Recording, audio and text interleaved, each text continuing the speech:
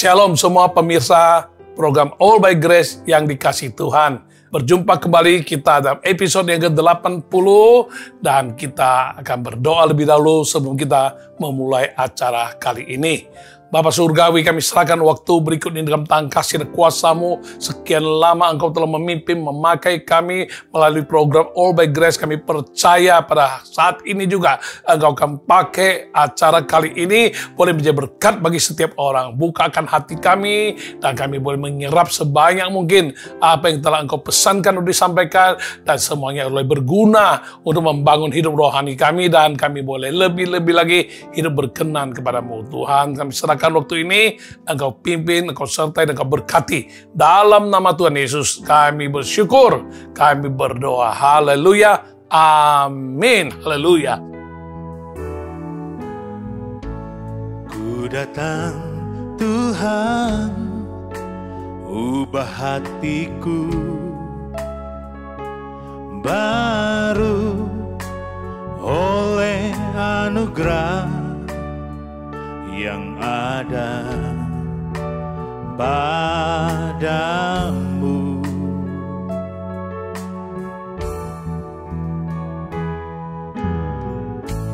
Kini ku tahu segala kelemahanku akan Kau ubah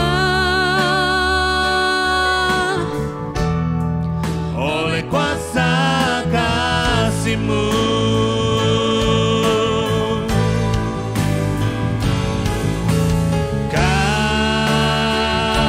Kasih-Mu melingkupi diriku, bawaku ke pelukan-Mu.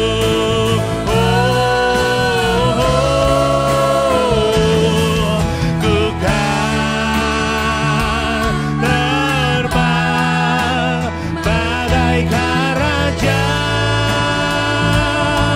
wali, melayang tinggi, Roh-Mu mengangkatku oleh kuasa kasih-Mu.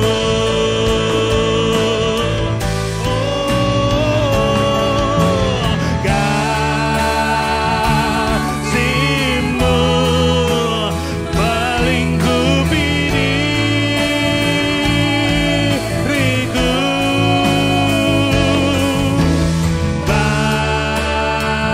bawaku ke pelukan-Mu.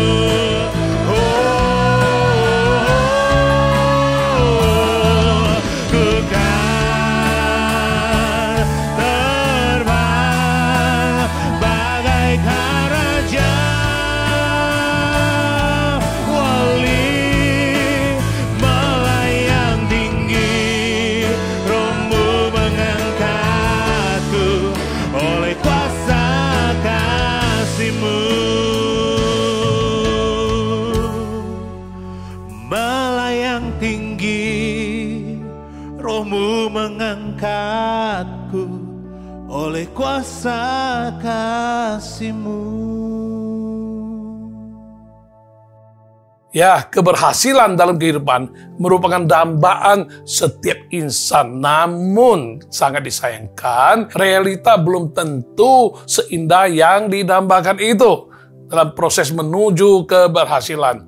Mungkin saja kita berhadapan dengan kegagalan demi kegagalan, sehingga kita tidak heran juga melihat ada orang yang menjadi putus asa atau patah semangat karena telah berulang kali gagal. Keberhasilan serasa jauh dari jangkauan. Sebaliknya, ada pula orang tertentu yang sudah berulang kali gagal, namun ia tidak juga patah arang, malah semakin bersemangat untuk berjuang, semangat giat dalam segala usaha dan upaya menempuh segala kemungkinan, karena prinsipnya yang dia pegang adalah kegagalan adalah keberhasilan dan tertunda. Kegagalan merupakan jalan menuju keberhasilan. Bila kita melihat perjalanan hidup banyak orang sukses di dunia ini, tidaklah serta-merta mereka langsung berhasil dalam segala uji coba atau penemuan atau segala sesuatu yang ditekuninya. Ya, ada kalanya mereka harus mengalami kegagalan, salah ambil keputusan, jatuh bangun, bahkan ada yang sampai bangkrut sebelum akhirnya bangkit kembali untuk berjuang demi meraih keberhasilan hingga dapat menjadi orang sukses seperti saat ini. Sesungguhnya, kegagalan bukanlah akhir dari segalanya. Bukan pula kartu mati yang tidak bisa diubah dalam kehidupan, kecuali kita sendiri yang menolak untuk bangkit, menolak untuk berjuang kembali, dan memilih untuk menyerah, pertanda kita sudah kalah. Seharusnya kegagalan jangan dianggap final, kecuali kita sendiri sudah menyerah dan memilih untuk menyatakan sudah final. Lalu kita rela menjadi orang yang gagal dalam hidup ini. Selama kita masih mau bangkit dan berjuang, masih mau berusaha, berarti harapan untuk meraih keberhasilan masih tetap memungkinkan. Sangat disayangkan dengan adanya sebagian manusia yang salah menafsir dan bersikap. Hanya karena suatu kegagalan, sudah merasa, seperti segala sesuatu sudah berakhir. Hanya karena beberapa kali gagal, lalu berpikir kesempatan untuk berhasil sudah tiada.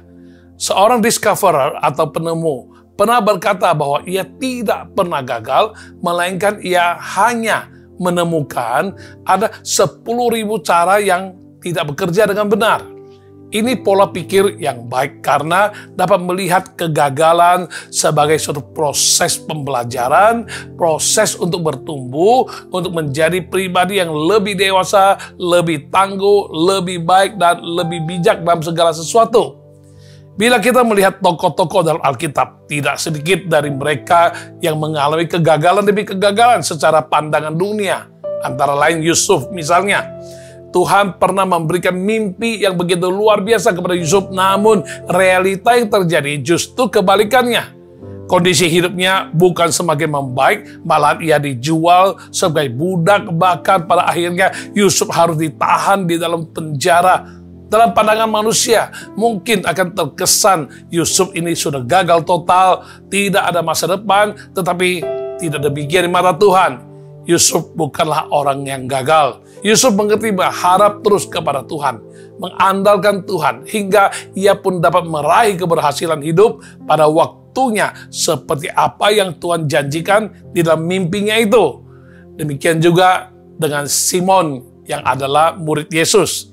Di tengah kegagalannya dalam menangkap ikan walaupun sepanjang malam sudah bekerja keras, menurut Lukas pasal 5 ayat 5. Namun ketika ia menaati alias mengandalkan apa yang Yesus katakan, maka ia boleh memperoleh keberhasilan dengan menangkap sejumlah besar ikan hingga jala mereka mulai koyak.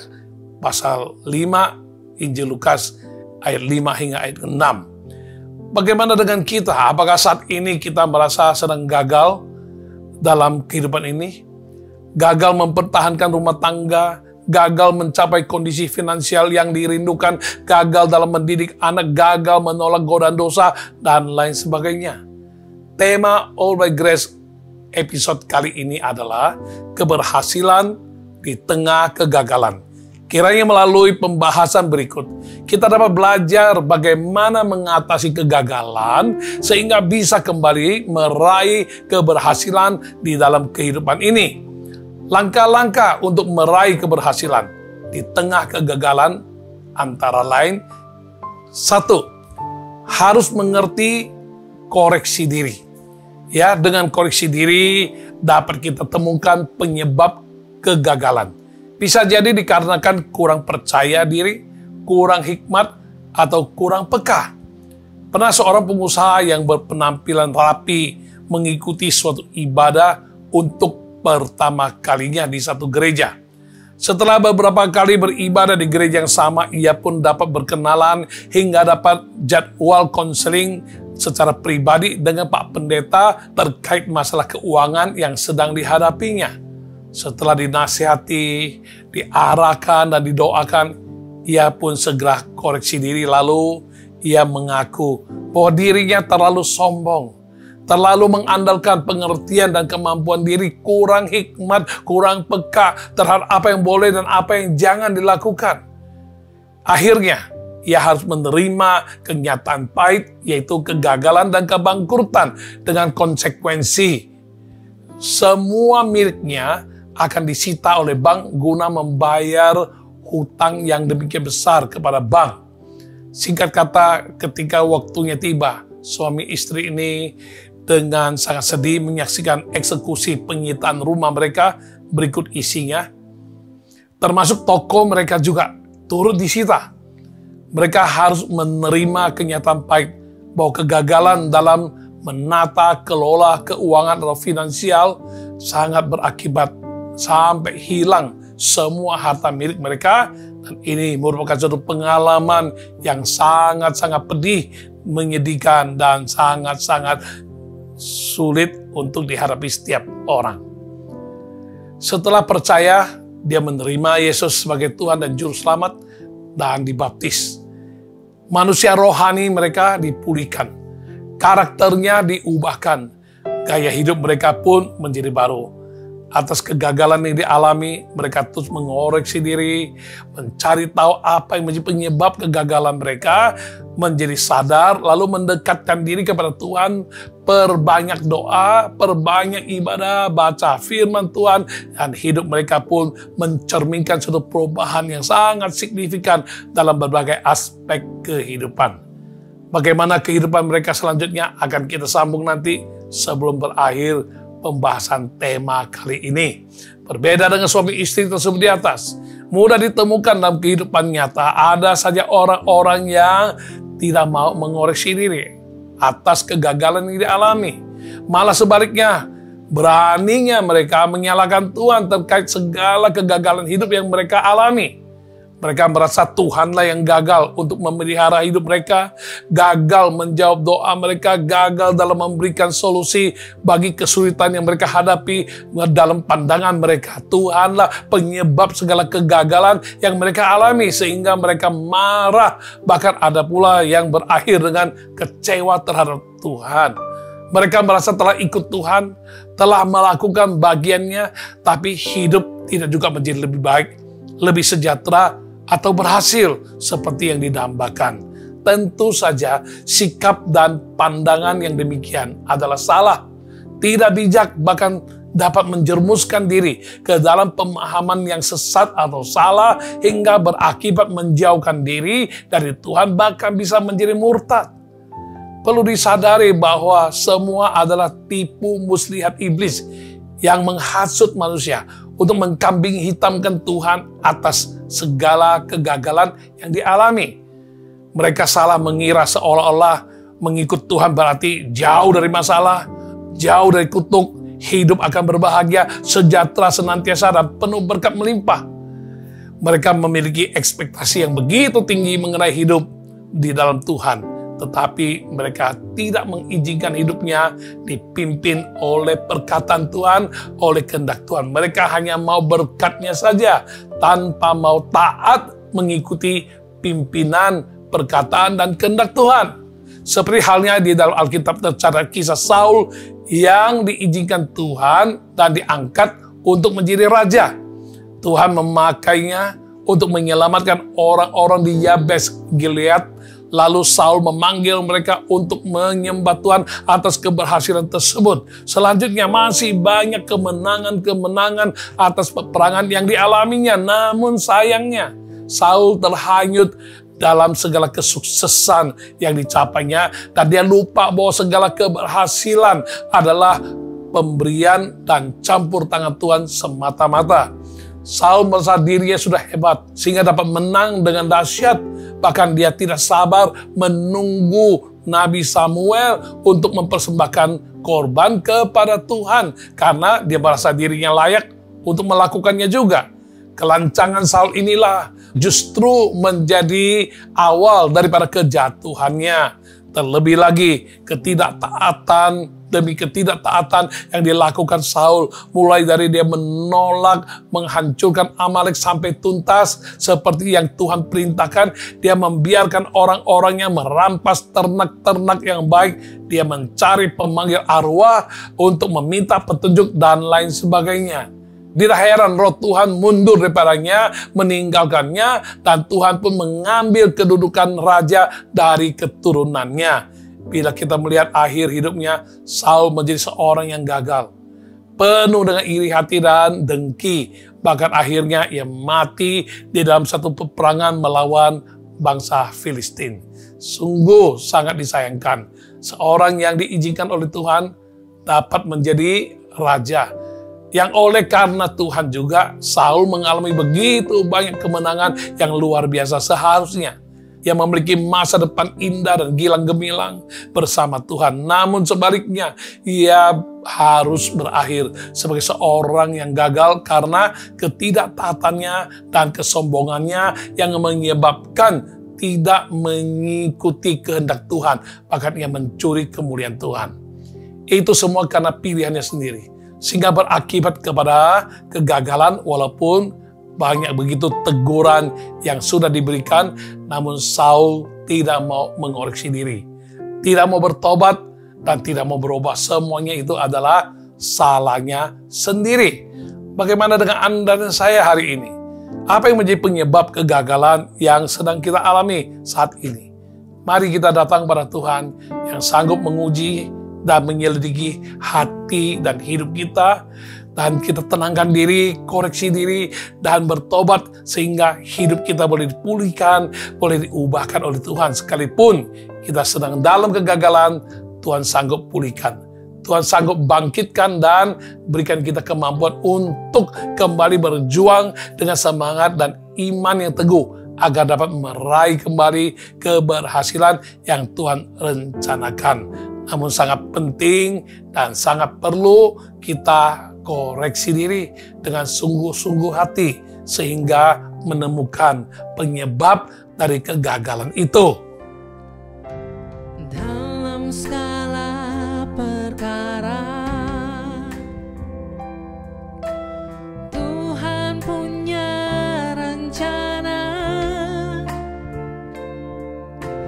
yang lebih besar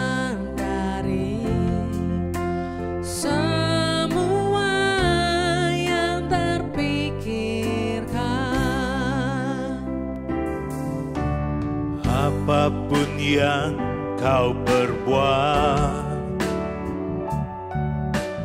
Tak ada maksud jahat,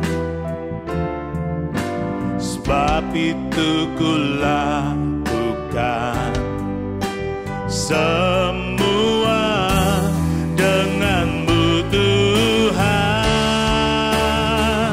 Ku takkan menyerah pada apapun juga, sebelum ku coba semua yang ku bisa, tetapi ku berserah kepada kehendak-Mu.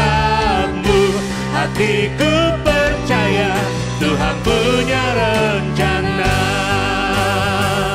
Ku tak akan menyerah pada apapun juga, sebelum ku coba semua yang ku bisa, tetapi ku berserah kepada kehendak-Mu.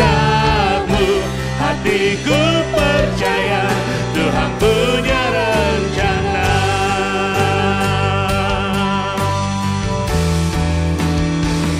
Ku tak akan menyerah pada apapun juga, sebelum ku coba semua yang ku bisa, tetapi ku berserah kepada kehendak-Mu. Hatiku percaya Tuhan punya rencana.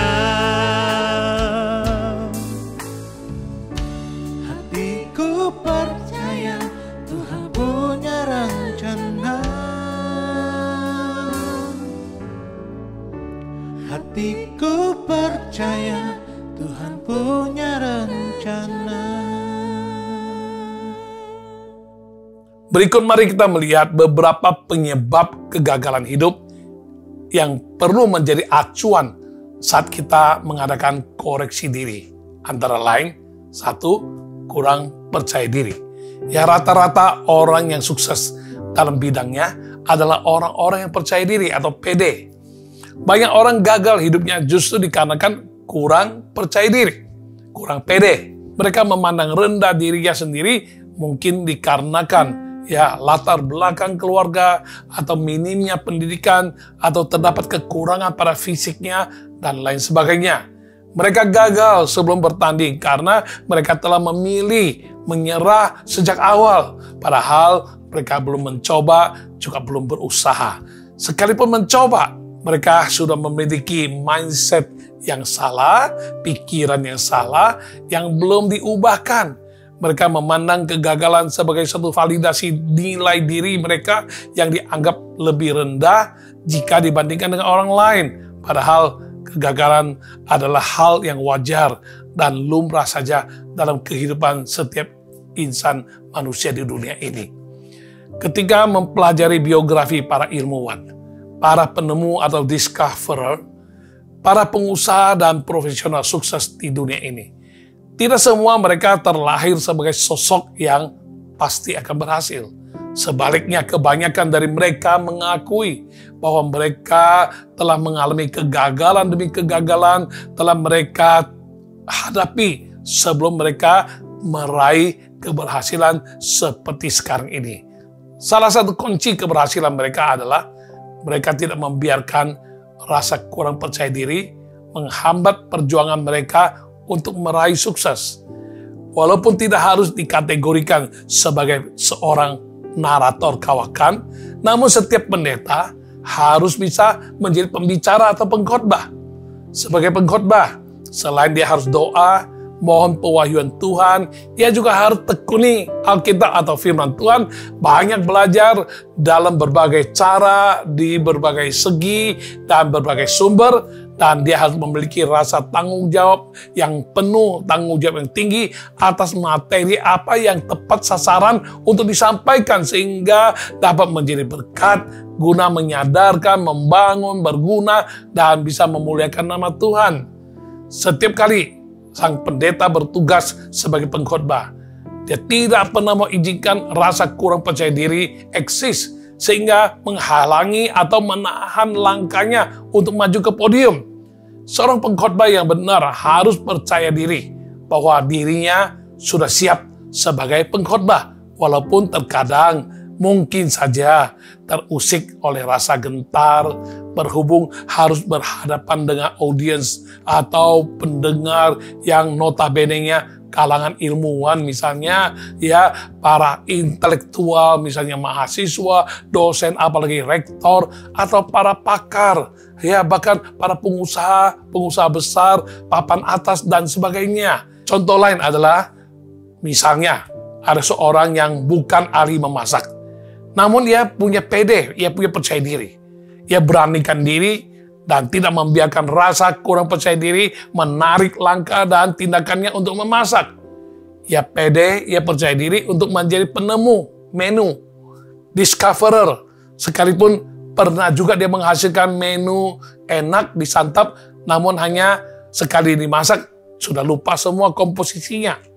Selanjutnya yang benar adalah ia harus tekuni kembali hingga membuahkan hasil menu masakan yang tidak sekedar bisa dimakan, bahkan enak disantap, bahkan komposisi materinya pun dapat secara konsisten dan dilanjutkan di lain kali. Ayat-ayat berikut ini cukup memberikan dorongan bagi kita untuk dapat percaya diri dalam menghadapi, dalam melakukan segala sesuatu sehingga kita bisa berhasil, bukan gagal, karena kita senantiasa mau mencari Tuhan, kita mau senantiasa disertai Tuhan, dan tidak ada alasan bagi kita untuk tidak percaya diri. Dalam Kejadian pasal 39 ayat 2a, di sana dikatakan, tetapi Tuhan menyertai Yusuf, sehingga ia menjadi seorang yang selalu berhasil dalam pekerjaannya, disertai Tuhan. Karena itu, kita kalau disertai Tuhan, apalagi yang bisa membuat kita takut, apalagi yang membuat kita bisa kurang percaya diri. Kalau Tuhan bersama kita, Dia beserta kita, semua yang tak mungkin pun akan jadi mungkin. Ya, yang penting kita mau sungguh-sungguh membuka diri, membuka hati. Mari Tuhan, Engkau Allah Immanuel, sertai aku dalam segala perbuatanku, dalam segala pikiranku, dalam apa yang akan kuhadapi, apa yang harus kulakukan. Mari Tuhan, buat itu semua menjadi berhasil. Siapa yang disertai Roh Allah, maka Roh itu akan membuat dia memiliki roh yang luar biasa. Sehingga tidak ada hal yang mustahil, yang tak mungkin pun akan menjadi mungkin. Ya, dalam 2 Tawarik pasal 26 ayat ke-5 juga berkata, ia mencari Allah selama hidup Zakaria yang mengajarnya supaya takut akan Allah. Dan selama ia mencari Tuhan, Allah membuat segala usahanya berhasil. Nah, ini berbicara tentang raja, ya, yang selalu mencari Tuhan. Ya, juga ada mentornya yang mengajar dia untuk selalu takut akan Tuhan. Dan selama ia mencari Tuhan, Tuhan membuat segala usahanya berhasil. Oleh karena itu, dalam menghadapi segala sesuatu atau mengerjakan segala sesuatu, jangan lupa kita manusia terbatas. Kita harus mencari Tuhan, cari wajah Tuhan, mendekatkan diri kepada Tuhan, takut akan Tuhan, dan kita mohon penyertaan Tuhan. Maka kita bisa dibuat Tuhan menjadi berhasil dalam apapun yang akan kita kerjakan. Ya, kita harus adakan waktu untuk koreksi diri. Bagian mana yang kurang, lalu kita berubah dan lakukan kembali. Baik dalam hal mencari wajah Tuhan atau kepekaan kita dan ketergantungan kita kepada penyertaan Tuhan yang sangat kita butuhkan setiap saat. Jangan sampai kita melalaikannya. Ya, penyebab kegagalan yang kedua saat kita koreksi diri, kita ketemukan, oh, kurang hikmat. Ya, ketika mengoreksi diri dan merenung kembali apa yang menjadi awal dari kegagalan kita, banyak dari kita akan setuju dan menemukan serta mengakui bahwa kelalaian diri adalah penyebab dari awal tentang kegagalan itu. Seringkali sebelum mengambil keputusan, kita lalai untuk bertanya kepada Tuhan lebih dahulu terkait segala sesuatu yang akan dihadapi atau apa yang akan dilakukan. Ya, karena kita sudah tergiur dengan bayangan keuntungan besar, ya, dengan prestasi keberhasilan, apalagi telah melihat bukti-bukti teman-teman orang lain yang sudah mengalami dan sudah mengerjakannya lebih dahulu dan berhasil dalam hal tersebut. Ya, kita hanya mengandalkan ya pikiran kita sendiri yang belum tentu benar. Bahkan terkadang pikiran itu bisa menyimpang dan menyesatkan. Tidak heran keputusan kita akhirnya berujung pada kegagalan, kekecewaan. Sehingga bukannya untung besar yang diraih, malahan modal sebesar apapun semuanya habis ludes, tak tersisa sedikit pun. Mengikapi hal sedemikian, sebagian orang berani menyalahkan Tuhan dan berkata, mengapa Tuhan tidak tutup jalan dari awal? Malah sebaliknya terkesan Tuhan bukakan jalan dan kesempatan sehingga kita terkecoh, lalu kita terjun ke dalamnya. Ada pula yang berkata, mengapa Tuhan pertemukan kita dengan orang-orang yang demikian, akhirnya kita menjadi gagal. Mengapa Tuhan tidak melindungi kita? Mengapa Tuhan tidak menolong? Mengapa Tuhan tidak memberkati dan menjadikan segala sesuatunya bisa berhasil? Mana boleh seperti itu. Tuhan sudah berikan kita kehendak bebas untuk memilih. Namun kita salah memakai kehendak bebas itu dengan memilih sesuka hati tanpa peduli nasihat pemimpin rohani, teguran firman Tuhan, karena merasa diri paling tahu, paling pintar, sudah berpengalaman cukup, dan apalagi suara Tuhan yang terkadang kita tutupin, kita tidak mau dengar, atau kita kesaru. Suara Tuhan kita pikir itu suara diri dikira juga suara Tuhan. Nah, akhirnya kita salah kaprah. Kalau sudah gagal dan jatuh, Tuhan yang disalahkan. Bukankah itu tidak adil? Marilah kita bertobat dan tidak lagi bersikap seperti itu.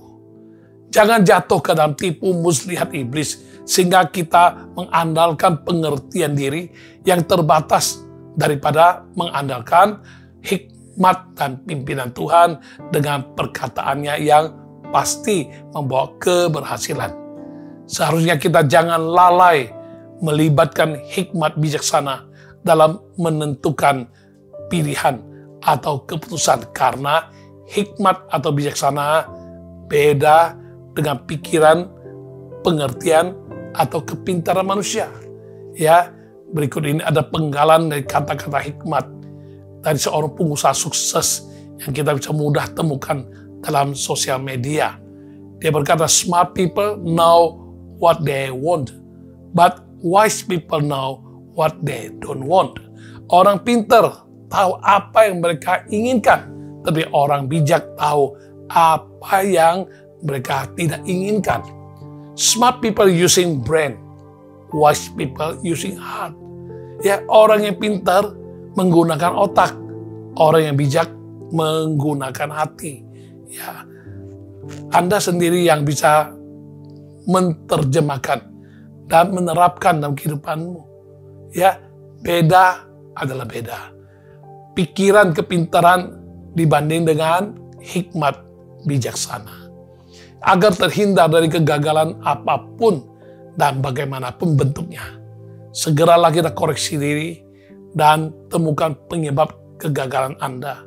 Sekiranya kita kekurangan hikmat, datang dan mintalah kepada Tuhan yang memberikan hikmat dengan murah hati dan tidak membangkit-bangkit, seperti tertulis dalam Yakobus pasal 1 ayat 5 berkata, tetapi apabila di antara kamu ada yang kekurangan hikmat, hendaklah ia memintakannya kepada Allah yang memberikan kepada semua orang dengan murah hati dan dengan tidak membangkit-bangkit, maka hal itu akan diberikan kepadanya. Jadi penyebab kegagalan kita bisa jadi karena kurang percaya diri. Kedua, kurang hikmat. Dan yang ketiga adalah kurang peka. Ya, seorang marketing staff ataupun salesman ditugaskan untuk memasarkan AC, ya, air conditioning, ya, ke sebuah kota. Kebetulan saya pernah ke kota tersebut dan terasa gerah, panas, sangat membutuhkan AC pada saat itu. Tetapi salesman tersebut kembali ke perusahaan dengan laporan negatif dan mengatakan bahwa warga kota tersebut menolak pemakaian AC demi alasan kesehatan. Ini dan itu alasan lain juga ditambah-tambahkan, khususnya mereka katakan pada malam hari tidak pernah panas karena kontur kotanya itu memang begitu, pagi siang panas, malam dingin. Tidak berapa lama kemudian, salesman dari perusahaan lain ditugaskan ke kota yang sama, juga memasarkan AC.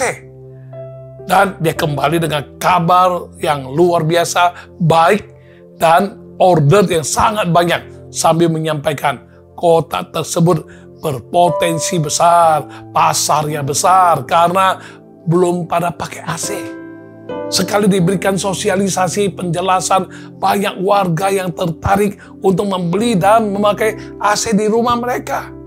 Atas laporan kabar baik dengan order yang sangat banyak itu, perusahaan yang kedua ini membuka kantor cabang berikut gudang besar untuk simpan stok AC, mengantisipasi permintaan pasar yang membludak dari warga kota tersebut. Salesman pertama tidak peka dan gagal memasarkan AC, sedangkan salesman kedua peka dan meraih keberhasilan yang gilang gemilang dalam memasarkan AC di kota yang sama itu. Jangan kita mempersempit penafsiran arti dari kata peka, sehingga jangan kita terpaku hanya kepada apa yang dapat didengar. Padahal pengertian peka mencakup luas, termasuk apa yang dapat kita lihat, apa yang bisa diraba, apa yang bisa dirasa, apa yang tergerak dalam hati, yang kadang diistilahkan orang feeling ataupun insting. Jika tidak ingin jatuh ke dalam kegagalan, kepekaan seseorang sangat menentukan. Orang yang peka mudah merasakan, mudah untuk mendengar, menangkap, dan mudah terdorong untuk bertindak demi meraih keberhasilan. Orang yang peka cakap menangkap, menggunakan, dan memaksimalkan kesempatan. Bahkan ketika tidak ada kesempatan, ia cenderung menciptakan kesempatan. Sedangkan orang yang tidak peka, tergolong lamban, ia tidak nanggap atau tidak tanggap, dia termasuk cuek, ya lebih jelek lagi, ya termasuk dungu, ya lamban, lalai, dan seringkali dia membiarkan kesempatan itu berlalu begitu saja. Yesaya 43 ayat 19 di sana dikatakan, lihat, aku hendak membuat sesuatu yang baru, yang sekarang sudah tumbuh. Belumkah kamu mengetahuinya? Ya, aku hendak membuat jalan di padang gurun dan sungai-sungai di padang belantara. Ya, sesungguhnya Tuhan menghendaki sesuatu yang baru terjadi dalam kehidupan kita dan Tuhan sudah menumbuhkannya. Jangan sampai kita tidak peka, sampai kita lalai, sampai kita cuek, padahal Tuhan sudah lakukan sesuatu. Ya, di tengah kegagalan, ketidakmungkinan, kebuntuan, ancaman, suara negatif mayoritas orang di dunia, bayang-bayang kesulitan global multidimensi di masa mendatang, termasuk berita media yang menakutkan. Namun Tuhan berjanji, Dia hendak membuat jalan di padang gurun dan sungai-sungai di padang belantara. Jika kita termasuk orang yang peka, kita pasti akan bangkit kembali dari keterpurukan apapun juga bentuknya. Kita akan bersemangat kembali menyongsong masa depan dengan optimistis. Jadi, jadikan peringatan dan pembelajaran dari kegagalan yang lalu.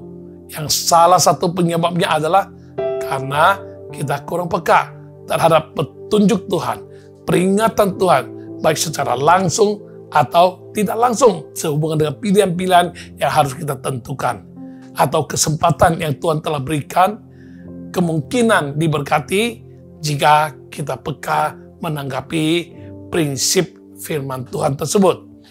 Jadilah peka dalam segala area kehidupan, khususnya ketika menyadari sedang berada dalam kegagalan, sehingga oleh kepekaan yang sedemikian, kita menanggapi dengan tepat apa yang Tuhan kehendaki, bagian mana firman Tuhan yang harus kita taati, apa yang masih boleh dipegang atau pertahankan, apa yang harus kita bersedia lepaskan. Semakin dini kita mengoreksi diri dan menemukan kurangnya kepekaan merupakan penyebab kegagalan, mohonkanlah kasih karunia Tuhan agar kita dapat menjadi orang yang peka dalam segala bentuk, di segala waktu dan tempat, dan dalam segala aspek kehidupan, sehingga keberhasilan akan kita peroleh segera dan sempurna. Tak perlu ku sesali apa yang telah terjadi, kasih-Mu menopangku bangkit dan berjalan. Tak perlu ku cemaskan apa yang akan datang, kuasa-Mu menolongku menjadi pemenang. Ku tak akan menunda apa yang ku bisa kerjakan bagi-Mu. Sekarang juga Kau tak akan menahan janji-Mu, ya Tuhan.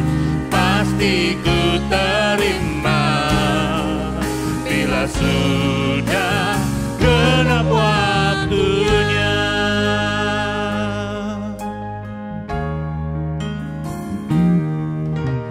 Tak perlu ku sesali apa yang telah terjadi, kasih-Mu menopangku bangkit dan berjalan. Tak perlu ku cemaskan apa yang akan datang, kuasa-Mu menolongku menjadi pemenang. Ku tak akan menunda apa yang ku bisa kerjakan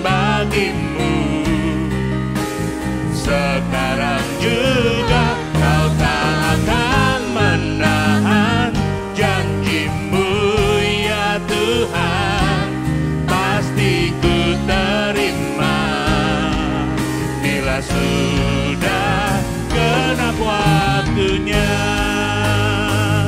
Ku tak akan menunda apa yang ku bisa kerjakan bagimu. Sekarang juga kau tak akan menahan janjimu ya Tuhan. Pasti ku terima bila sudah genap waktunya. Pasti ku terima bila sudah genap waktunya. Langkah kedua, supaya kita bisa meraih keberhasilan di tengah-tengah kegagalan adalah jangan tidak berpengharapan. Seorang pendeta diminta segera ke emergensi rumah sakit untuk menolong tetangganya yang sedang dalam keadaan sekarat, hampir meninggal dunia. Pendeta tersebut bergegas cepat dan sesampainya di emergensi rumah sakit tersebut, pendeta segera beritakan Injil dan perkenalkan Yesus sanggup menolong ibu tersebut. Lalu diajak berdoa. Ibu yang sedang dalam keadaan sekarat itu berkata, "Terlambat sudah, pendeta datang padaku. Kalau memang Yesus dapat menolong saya, mengapa tidak dari dulu aja pendeta kasih tahu? Saya sudah tidak sanggup hidup. Hutang banyak, keluarga kacau balau, sakit penyakit tak kunjung sembuh. Saya sudah tidak sanggup dan tidak berpengharapan lagi. Akhirnya saya bakar diri." Sehabis berkata demikian, ia meninggal dunia. Ya, betapa bahaya dan betapa menyedihkan jikalau kita di tengah-tengah kegagalan, lalu kita tetap pertahankan hati dan sikap, yaitu tidak berpengharapan. Kontras dan nyata, bila kalau kita memencet seekor semut sampai patah kaki, badan hampir gepeng, namun si semut tetap berpengharapan, hidup ya dengan terus dia bergumul, walaupun akhirnya nanti dia juga mati. Ya, seekor kodok juga kalau dimasukkan ke dalam air panas, walau terbakar, hampir angus, hampir mateng, namun ia berpengharapan hidup sehingga ia berusaha melompat keluar dari dalam air panas tersebut. Demikian juga dengan kecoa, misalnya lalat, cicak, dan binatang lainnya. Mereka mengerti bergumul dan berjuang karena masih berpengharapan untuk hidup. Jika binatang saja mau bergumul, berjuang dengan maksimal karena berpengharapan untuk hidup, tidakkah manusia terlebih daripada binatang-binatang itu? Harusnya kita lebih mampu dan kita harus lebih memungkinkan lagi untuk bergumul dan berjuang untuk hidup karena memiliki pengharapan. Apalagi menyikapi kegagalan yang sebenarnya hanya suatu proses, suatu fase kehidupan yang mengantar kita kepada keberhasilan bagi yang rindu dan mau bangkit kembali. Harus diingat bahwa kegagalan bukan garis final, bukan tamat, dan bukan juga keadaan yang akan terus bertahan. Yang penting ialah kita jangan tawar hati, jangan patah semangat, jadilah kuat kembali oleh pertolongan Tuhan dan jangan tidak berpengharapan. Ya, dalam Amsal pasal 24 ayat 10, jika engkau tawar hati pada masa kesesakan, kecillah kekuatanmu. Ya, banyak orang yang merasa hidupnya selalu gagal sampai tidak berpengharapan lagi. Mereka merasa tidak mampu melakukan atau mencapai sesuatu yang diharapkan karena bayangan trauma tentang kegagalan di masa lalu terus menghantui dan menghambat mereka untuk melangkah maju.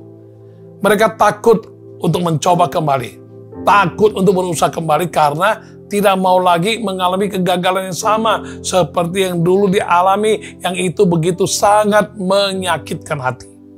Ada juga yang takut gagal dalam mencari pasangan hidup karena pernah disakiti, dikecewakan, atau dikhianati, sehingga ketika bertemu dengan orang-orang baru mereka apatis, ya berprasangka buruk, dan membangun benteng tinggi karena tidak mau berharap banyak, takut disakiti lagi atau dikecewakan lagi, ya seperti yang pernah dia alami.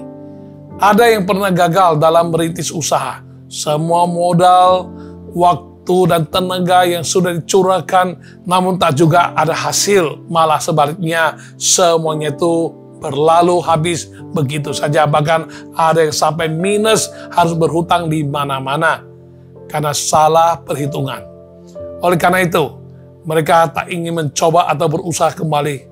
Karena mereka sudah maksimal di masa lalu, tetapi tetap gagal. Bahkan sampai kehilangan semuanya. Hilang modal, hilang relasi, juga hilang kepercayaan diri. Mereka enggan berusaha kembali. Karena mereka tidak yakin pasti akan berhasil kembali. Banyak contoh lain yang mudah dijumpai dalam kehidupan ini mengenai kegagalan yang membuat banyak orang patah semangat, menyerah, dan putus asa karena tidak berpengharapan. Meskipun pernah gagal, namun tidak berarti kita ditentukan untuk selalu akan gagal.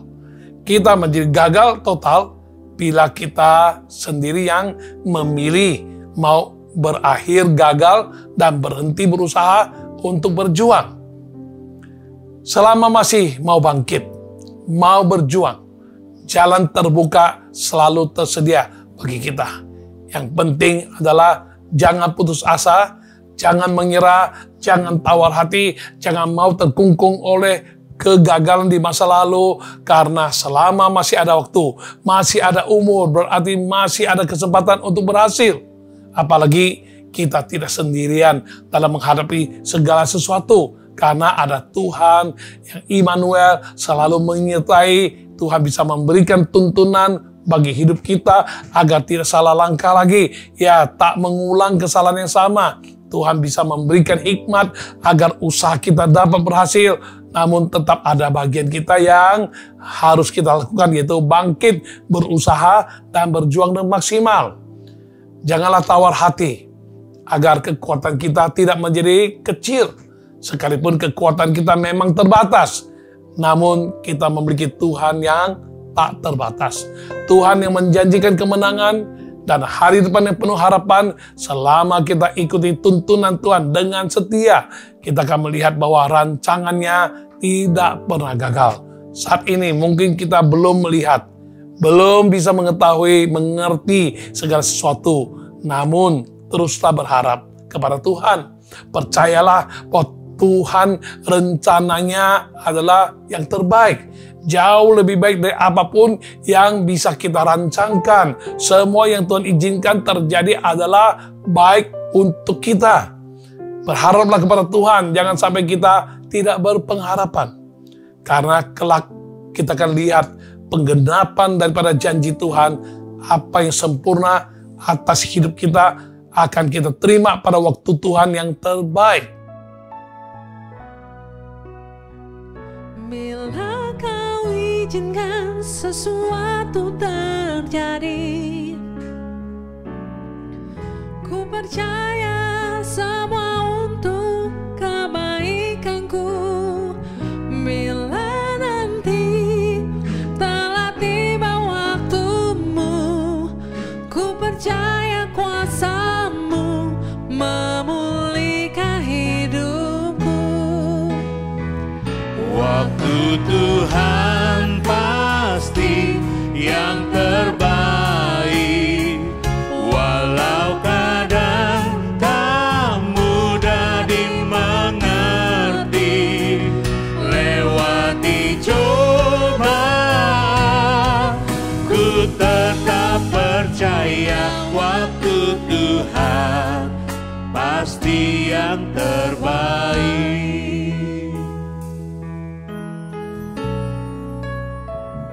Bila kau izinkan sesuatu terjadi,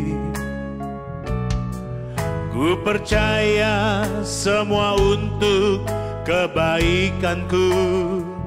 Bila nanti telah tiba waktumu, Ku percaya kuasa-Mu memulihkan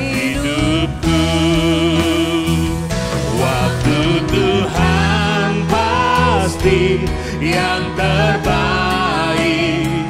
Walau kadang tak mudah dimengerti, lewat dicoba, ku tetap percaya waktu Tuhan pasti yang terbaik. Waktu Tuhan pasti yang terbaik. Walau kadang tak mudah dimengerti, lewat dicoba, ku tetap percaya waktu Tuhan pasti yang terbaik. Lewat dicoba, ku tetap percaya waktu Tuhan pasti yang terbaik. Langkah ketiga adalah bertekad untuk bangkit kembali dan maju dengan iman teguh meraih keberhasilan. Sebuah survei menyatakan bahwa seorang bayi sebelum mampu berjalan dibutuhkan sekitar 240 kali proses jatuh bangun yang harus dia alami. Memang demikian, sang bayi pernah jatuh, namun mereka bangkit kembali dengan semangat dan berusaha untuk berjalan lagi. Mereka harus berulang kali berusaha lagi dan lagi sampai mereka bisa berjalan sendiri. Benar, setiap manusia pernah jatuh, pernah gagal. Namun yang terpenting bukan seberapa sering kita jatuh dan gagal, melainkan seberapa kali kita mau bangkit kembali untuk berusaha dan berjuang kembali sampai kita bisa meraih keberhasilan. Seorang bayi saja bisa begitu gigih dan ulet, pantang menyerah, pantang mundur dengan tekad untuk bisa bangkit kembali dan berusaha berjalan lagi ketika terjatuh. Mungkin saja mereka menangis di awal-awal, tetapi lama-kelamaan mereka bisa menikmati proses sampai akhirnya berhasil bisa berjalan sendiri. Seharusnya kita yang sudah dewasa, jangan karena gagal satu kali atau dua kali, langsung menyerah dan tinggalkan semuanya. Demikian juga sebagai orang percaya, berapa kali pun kita pernah jatuh dan gagal di masa lalu. Itu semua tidak boleh mematahkan semangat kita atau menyebabkan kita tawar hati. Sebaliknya, kita harus bangkit kembali sebab Tuhan menopang tangan kita seperti yang tertulis dalam Amsal pasal 24 ayat 16. Sebab 7 kali orang benar jatuh, namun ia bangun kembali. Tetapi orang fasik akan roboh dalam bencana. Mazmur 37 ayat 23-24 berkata, Tuhan menetapkan langkah-langkah orang yang hidupnya berkenan kepadanya. Apabila ia jatuh, tidaklah sampai tergeletak, sebab Tuhan menopang tangannya. Sebagai orang benar, sekalipun berulang kali jatuh, kita tidak akan sampai tergeletak. Kita akan mampu untuk bangkit kembali sebab ada Tuhan yang menopang tangan kita. Ibarat kita sempat knockdown, tetapi kita tidak akan knock out. Ya, karena ada Tuhan yang menyertai dan menopang tangan kita. Mungkin saja banyak usaha manusia yang mencoba menggagalkan kita. Situasi dan kondisi begitu mencekam dan membuat banyak orang menjadi gentar dan takut. Namun kita tidak akan sampai tergeletak karena ada Tuhan beserta kita. Terlebih lagi, hidup dan keberhasilan kita tidak ditentukan oleh apa kata manusia, oleh situasi dan kondisi, tidak pula ditentukan oleh kegagalan masa lalu. Sebaliknya, hidup dan keberhasilan kita hanya ditentukan oleh apa kata Tuhan kepada kita. Ada baiknya kita mendalami lebih lagi apa yang telah disampaikan di depan terkait Simon, sebagaimana tercatat dalam Injil Lukas pasal yang kelima. Dikisahkan di sana bagaimana Simon telah bekerja keras semalam-malaman mencari ikan. Entah sudah berapa kali ia tebarkan jala, namun tidak menangkap apa-apa. Semua kerja kerasnya tidak membuahkan hasil alias gagal total, sia-sia usahanya karena tidak mendapatkan ikan. Namun ketika Yesus menyuruhnya untuk bertolak ke tempat dalam dan menebarkan jalannya untuk menangkap ikan, Simon menjawab, "Guru, telah sepanjang malam kami bekerja keras dan kami tidak menangkap apa-apa. Tetapi karena Engkau menyuruhnya, aku akan menebarkan jala juga." Lukas pasal 5 ayat ke-5. Mudah saja bagi Simon saat itu untuk menolak perkataan Yesus karena merasa sudah mencoba semalam-malaman dan gagal. Namun Simon tidak melakukan hal itu. Sebaliknya Simon berkata, karena Tuhan Yesus yang menyuruhnya, maka ia menebarkan jala juga. Simon memilih untuk percaya pada perkataan dan pimpinan Tuhan. Ia memilih untuk bangkit dari keterpurukannya dan mencoba kembali dengan mengikuti arahan dan pimpinan Tuhan. Sungguh ajaib. Ia berhasil menangkap sejumlah besar ikan sampai jala mereka mulai koyak. Simon sampai harus meminta teman-temannya dari perahu lain untuk datang menolong. Bahkan tercatat dalam Alkitab, ikan yang berhasil mereka tangkap sangat banyak sampai kedua perahu itu hampir tenggelam. Ini sungguh luar biasa. Di tengah-tengah kegagalan, keadaan yang terpuruk, dia tiba-tiba bisa bangkit kembali dan dia berusaha kembali dengan percaya, taat kepada apa kata Tuhan, dan dia menuai keberhasilan yang gegap gempita. Walau sedang dalam keadaan kegagalan yang dialami, Simon juga tidak menyerah, meratapi nasib atau bersikap apatis. Sebaliknya, ia mengikuti perkataan dan pimpinan Tuhan hingga dapat meraih keberhasilan dan menerima begitu banyak berkat bagi hidupnya. Bayangkan saja sekiranya Simon memilih untuk terus membayangkan kegagalannya. Bisa jadi ia menolak untuk mengikuti perkataan dan pimpinan Tuhan sehingga ia tidak mungkin melihat dan mengalami keberhasilan yang begitu dahsyat. Menyambung kembali kisah pengusaha yang kami sebutkan di depan.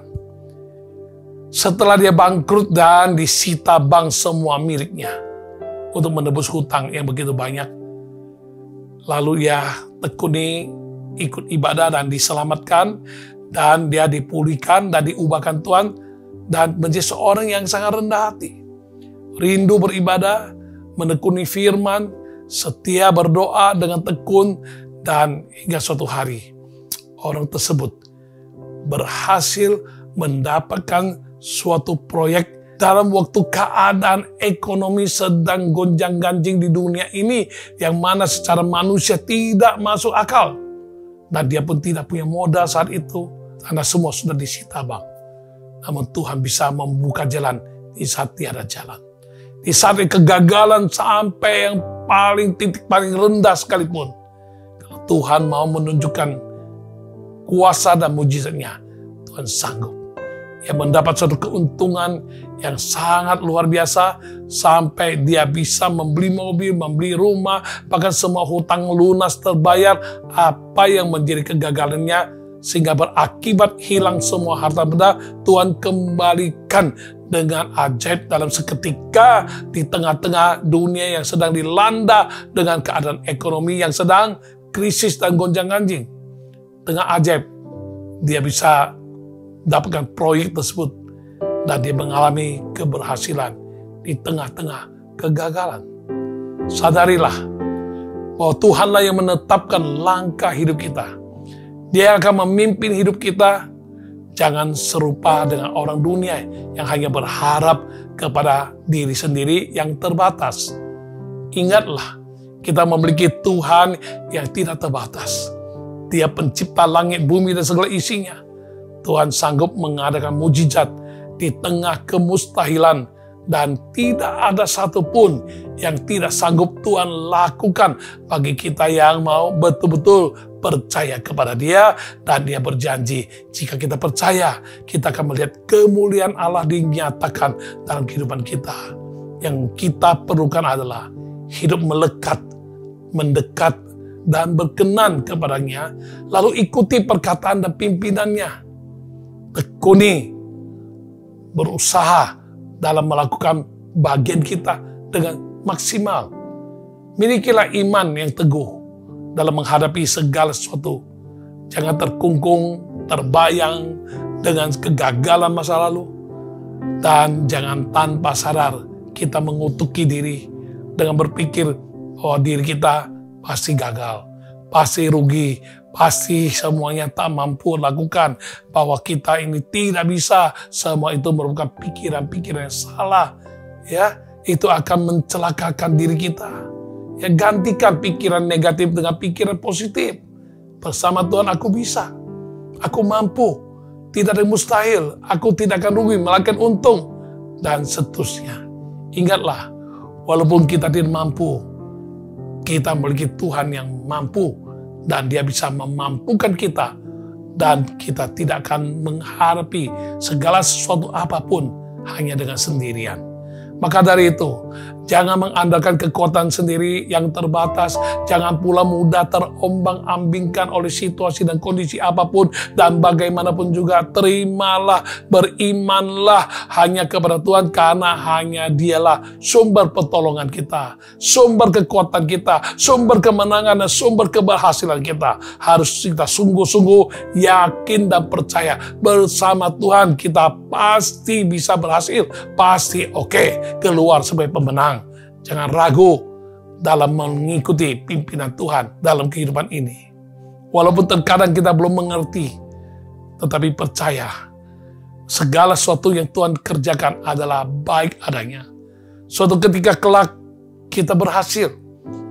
Ingatlah itu, semua adalah karena kasih karunia dan kemurahan Tuhan, sehingga kita bisa bangkit kembali dari keterpurukan, mengalami keberhasilan di tengah kegagalan. Dengan demikian, tidak akan ada kesempatan bagi kita untuk menjadi sombong atau mencuri kemuliaan nama Tuhan.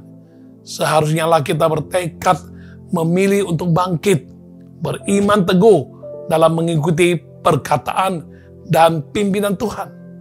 Pilihlah untuk berhasil bersama Tuhan, karena bagi Dia tidak ada yang mustahil. Haleluya. Puji Tuhan. Mari kita berdoa bersama-sama. Tuhan, kami sudah mendengarkan ulasan yang merupakan pewahyuan-Mu demi kebaikan kami. Mungkin di antara kami ada yang sedang terpuruk karena dalam keadaan kegagalan. Namun Tuhan, itu bukan final, itu bukan tamat, dan Engkau janjikan kami bisa berhasil di tengah kegagalan, dan kami telah mendengarkannya. Oleh karena itu Tuhan, tolong kami mau ikuti langkah-langkah dengan koreksi diri. Dan kalau memang menemukan kami kurang percaya diri, atau kami kurang hikmat, atau kurang peka, kami tinggal mohon kasih karunia-Mu, kami berubah, dan kami menjadi peka, menjadi berhikmat, dan percaya diri. Dan jika kami boleh mengerti langkah selanjutnya, Tuhan tolong kami jangan sampai hilang pengharapan, sampai tidak berpengharapan, melainkan sebaliknya kami selalu berpengharapan dalam Tuhan. Dan lebih dari itu, kami mau bertekad untuk bangkit kembali, dan kami mau beriman dengan teguh untuk mulai berjuang untuk meraih keberhasilan yang Tuhan izinkan dan Tuhan sediakan bagi kami. Karena itu Tuhan, tolong kami semua bukan sekedar mendengar lalu kami melupakannya, tetapi kami boleh mencernanya dengan baik, merenungkannya dengan baik.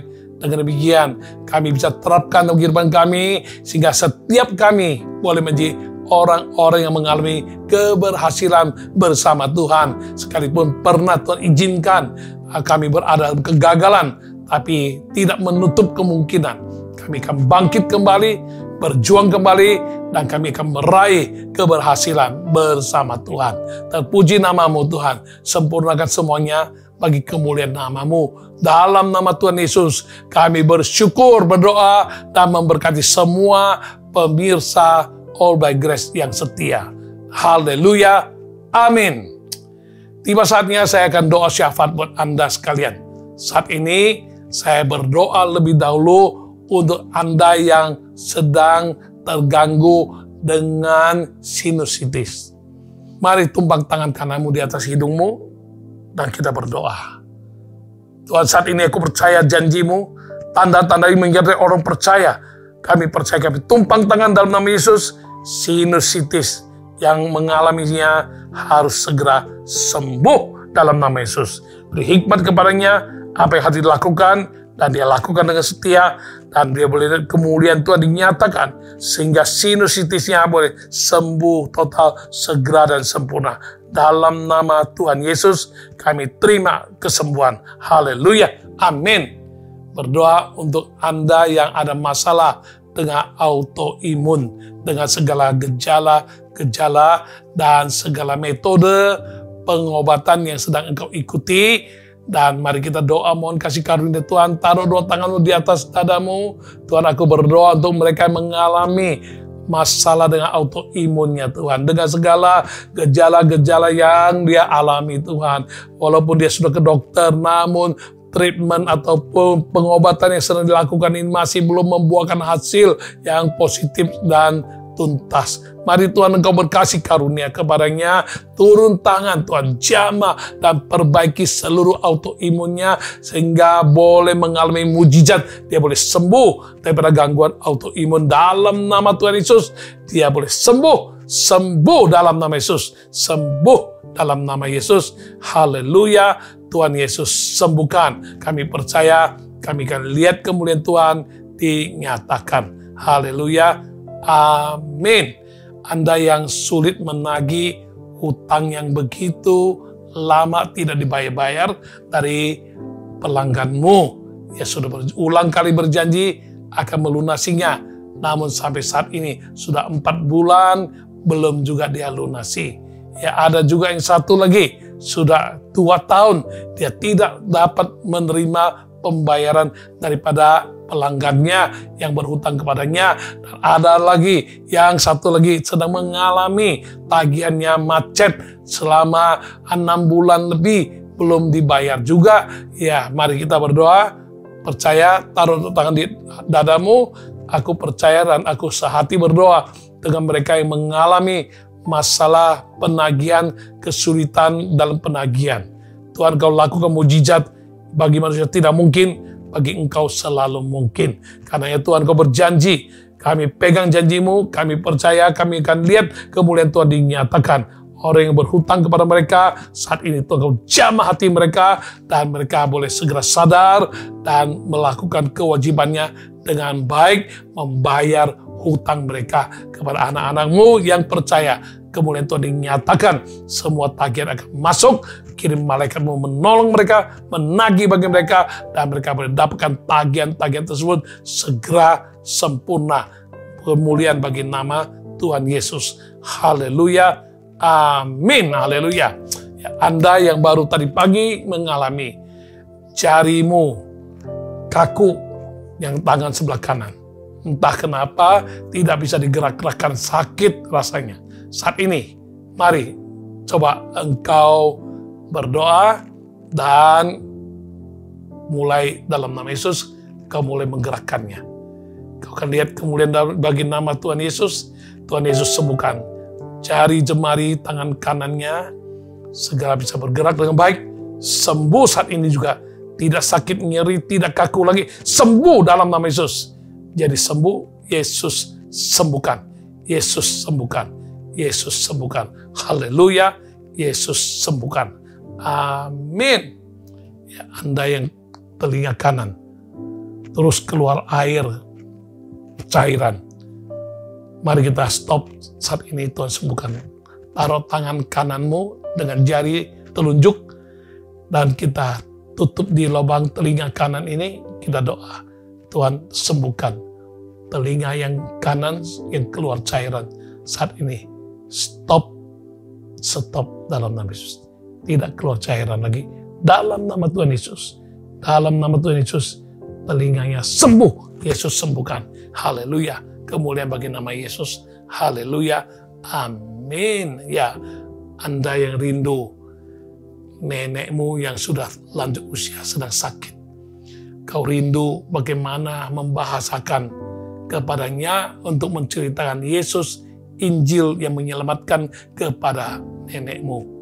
Mari kita berdoa saat ini sebelum tiba waktunya. Dia tetap punya kesempatan untuk menerima Yesus sebagai Tuhan dan Juru Selamat. Mari kita berdoa, Tuhan, untuk yang bergumul untuk neneknya sudah tua, sedang sakit, dan sedang sekarat. Tuhan, kami rindu seperti apa yang dia rindukan, agar nenek ini diselamatkan dalam nama Yesus. Dia berikan hikmat kepadanya untuk menceritakan Injil Yesus Kristus kepada neneknya dengan sederhana, dengan kuasa urapanmu, sehingga neneknya mau buka hati untuk terima Tuhan Yesus sebagai Tuhan dan Juru Selamat, sehingga dia boleh diselamatkan, diampuni dosanya, dan dia tidak menjadi binasa, melainkan boleh hidup kekal, naik surga, terima kebahagiaan hidup yang sebenarnya. Dalam nama Tuhan Yesus, bagi manusia tak mungkin, bagi engkau segalanya adalah mungkin. Mulia bagi nama Tuhan Yesus. Dalam nama Tuhan Yesus, kami terima mujizat. Haleluya. Amin. Oke, semua masalah apapun, pergumulan apapun yang sedang Anda gumuli saat ini, mari bawa pada Tuhan dan taruh dua tangan di dadamu sampai engkau ungkapkan pada Tuhan, dan kita sehati berdoa dan Tuhan jawab doa kita. Tuhan, Kau berjanji di bumi 2-3 orang berkumpul engkau hadir, dan bila 2 orang sepakat minta dalam nama Yesus, doa mereka akan dijawab Tuhan. Kami sepakat dengan mereka yang beriman, percaya dan bergumul di hadapan-Mu Tuhan. Kami doakan Tuhan, apapun yang menjadi permasalahan, pergumulan hidup mereka, kerinduan mereka Tuhan, satu persatu Engkau nyatakan kemuliaan-Mu, nyatakan mujizat-Mu, dan Engkau bukakan jalan. Yang sakit Engkau sembuhkan, yang masalah ekonomi Engkau bukakan jalan, yang masalah pekerjaan, masalah jodoh, masalah masa depan, dan juga masalah usaha, dan masalah untuk mendapatkan keturunan dan sebagainya. Tuhan, mari Engkau nyatakan kemuliaan-Mu, nyatakan kemuliaan-Mu dalam nama Yesus. Kami akan lihat Tuhan menyatakan mujizat bagi semua yang percaya. Dalam nama Tuhan Yesus, kami terima jawaban doa. Haleluya. Kemuliaan bagi nama Yesus. Haleluya, haleluya Tuhan. Kami bersyukur untuk acara All by Grace kali ini, dan kami mau akhiri sampai di sini untuk berjumpa kembali di Jumat mendatang. Mari Tuhan, Engkau berkati semua yang kami dengar, yang kami bisa menerapkan dalam kehidupan kami, bahkan berkati semua yang setia mengikuti program All by Grace ini. Berkat jasmani, jiwani, rohani, berkat materi Kau curahkan, dan berkatilah semua umat-Mu saat ini sebelum kami berpisah. Mari umat Tuhan, bukakan hatimu, tadakan tanganmu, terimalah berkat, kiranya damai sejahtera yang sempurna dari Tuhan Yesus Kristus, kasih setia daripada Allah Bapa, dan persekutuan dengan Roh Kudus-Nya akan senantiasa di dalam nama Yesus menjadi berkat bagimu, dapat engkau rasakan, dapat engkau alami, dan itu akan menjadi berkat bagimu dari saat ini sampai Maranatha. Tuhan Yesus datang kembali kedua kali. Semua yang percaya terima berkat Tuhan, kita bersama-sama mengaminkannya.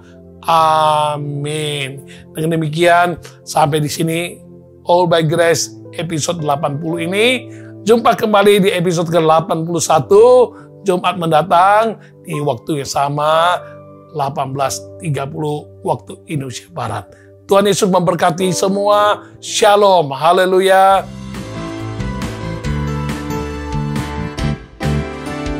Dia tak pernah gagal karena Dia Allah. Dia tak pernah lalai, Dia jamin firman-Nya. Sebab Dia Allah, Raja segala raja, kekuatanku, perisaiku, dan gunung batuku.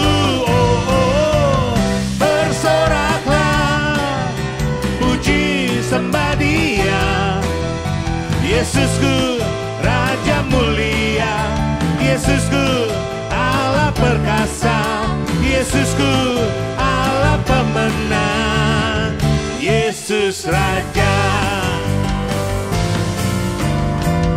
Sebab Dia Allah, Raja segala raja, kekuatanku, perisaiku, dan gunung batuku.